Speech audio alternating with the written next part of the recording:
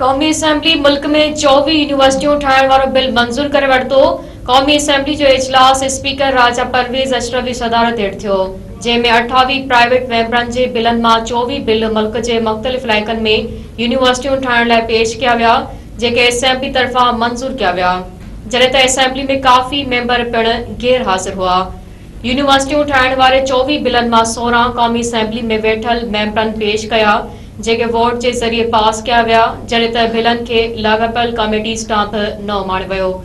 बिलनि में institute of science and technology bill 2023, Askari institute of higher education bill 2023, Indus university of science and technology bill 2022, institute of management and technology bill 2023, university of Shaheed Benazirabad bill 2023 समेत मुख़्तलिफ़ यूनिवर्सिटियुनि लाइ bill पेश किया विया।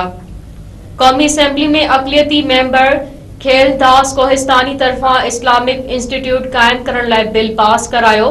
उन मौके ते पार्लियामानी अफेयर्स जे पार्लियामानी सेक्रेटरी इसाद वसीम चयो आहे त समूरियूं यूनिवर्सिटियूं कानूनी ऐं आईनी घुरिजूं पूरियूं करण ऐं हायर एजुकेशन कमीशन जी मंज़ूरी खां पोइ कायम कयूं वेंदियूं।